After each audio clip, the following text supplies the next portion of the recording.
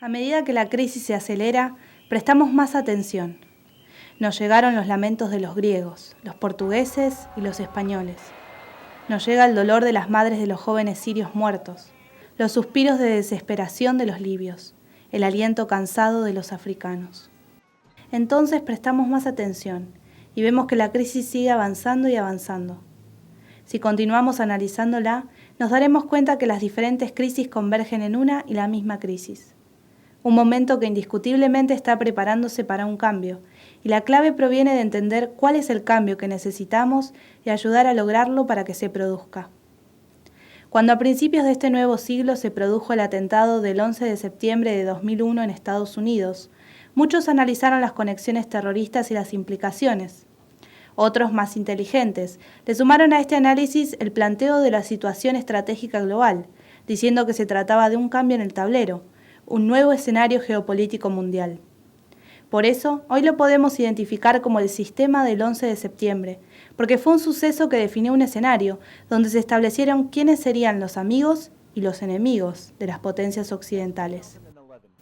Según este esquema, el mundo se divide entre quienes defendían a los estados contra el terrorismo y los grupos terroristas y los regímenes que permitían al terrorismo, que había que eliminar a cualquier precio.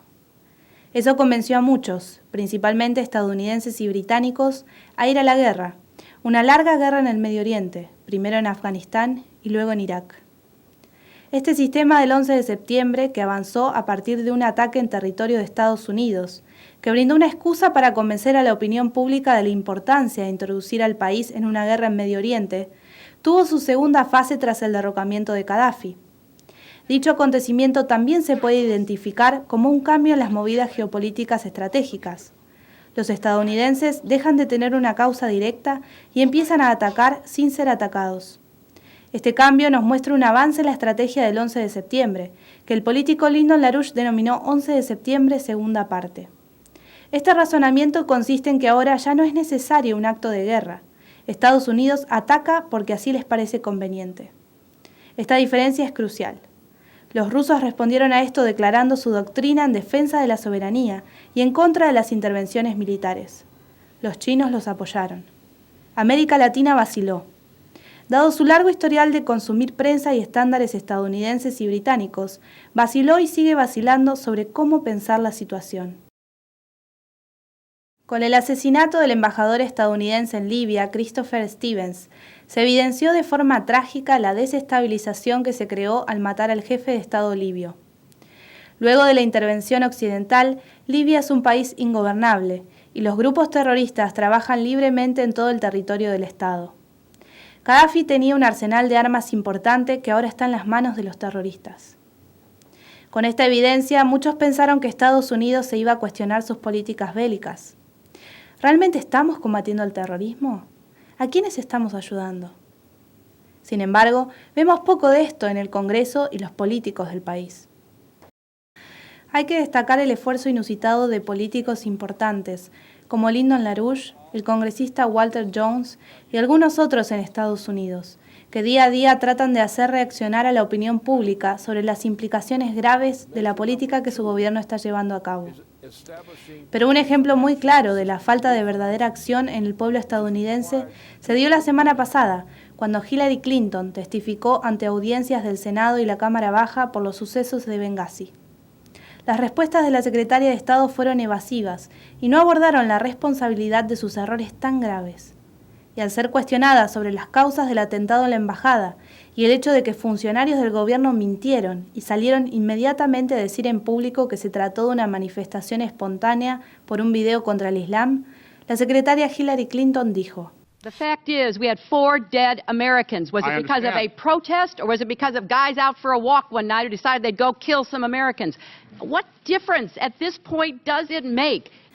La negación, la ceguera y la tolerancia a un gobierno que miente y encubre son evidentes.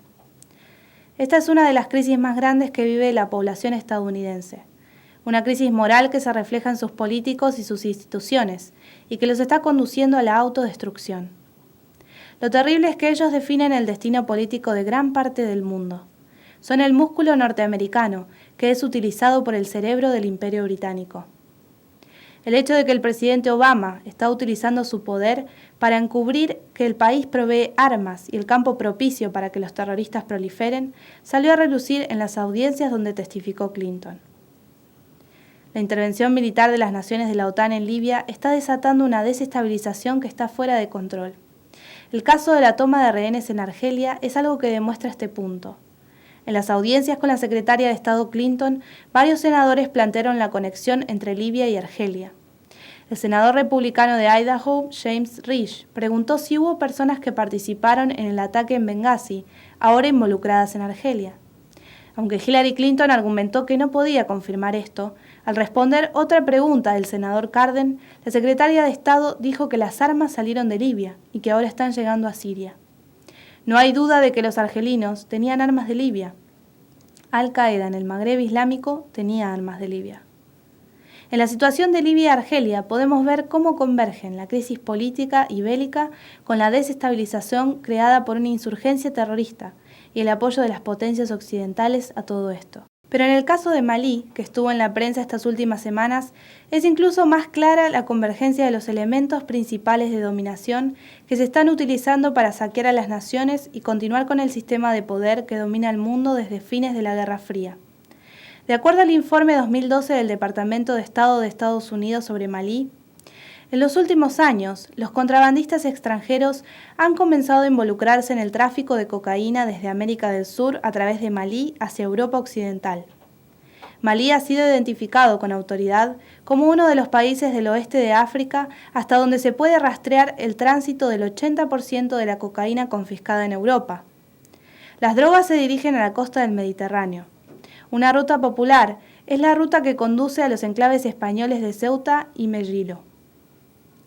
Una investigación hecha por la Agencia de Control de Drogas de las Naciones Unidas ha estimado que hasta 2.200 libras de cocaína son transportadas por aire hasta Guinea-Bissau todas las noches y otro tanto por mar.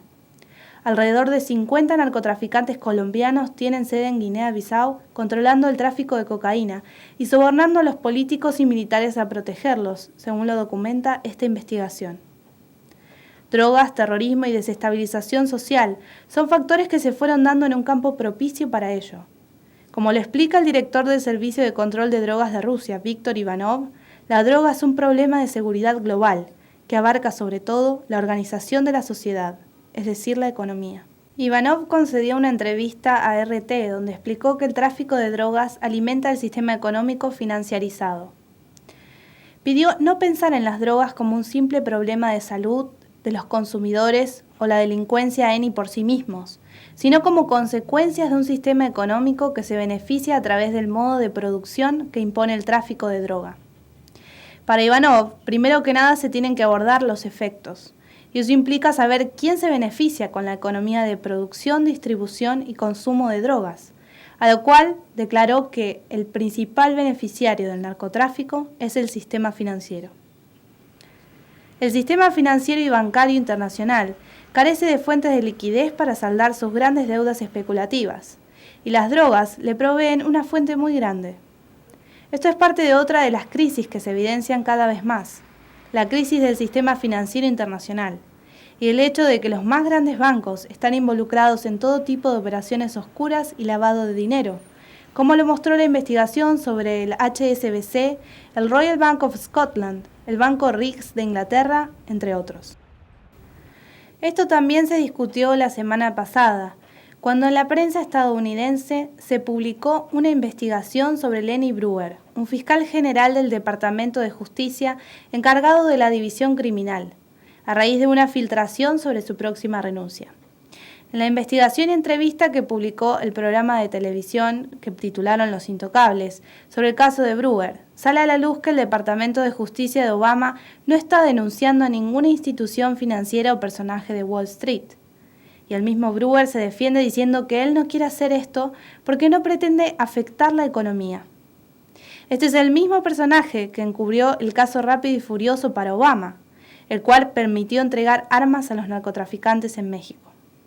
En su conferencia más reciente, Lyndon LaRouche abordó el caso de la Corte de Apelaciones estadounidense en el Distrito de Columbia, la cual el 25 de enero emitió un fallo defendiendo la Constitución de Estados Unidos contra la violación por parte de la rama ejecutiva de la separación constitucional de poderes.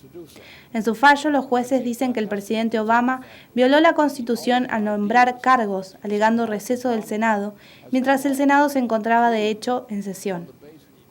LaRouche destacó este hecho porque aborda el tema crucial de la responsabilidad del gobierno de Obama por abusar de sus poderes en detrimento de la Constitución de Estados Unidos.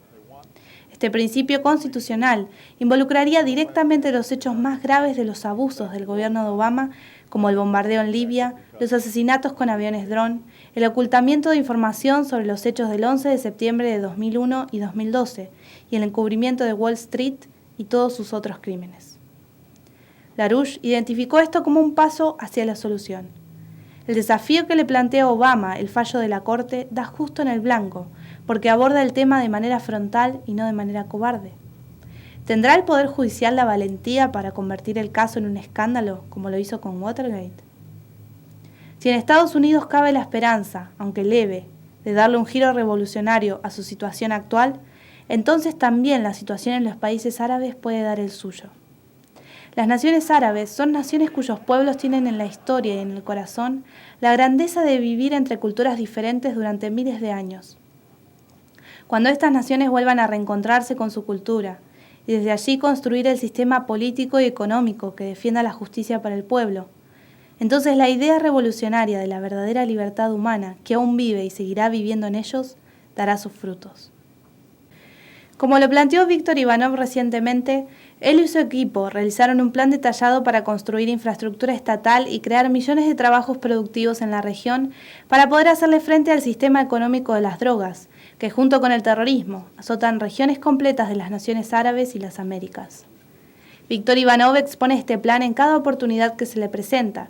Sin embargo, a pesar de que todavía no ha sido adoptado, el mismo Ivanov declara que su plan es parte de la solución al sistema esclavista del narcotráfico, porque crearía un nuevo sistema económico basado en la productividad de la economía real, una opción diferente al libre comercio, en donde prolifera la producción de drogas, el terrorismo y la división de la sociedad en una clase muy rica y una clase al borde de la miseria absoluta o incluso la muerte. El primer paso de este plan es la aplicación inmediata del estándar de la ley Glass-Steagall en todo el mundo.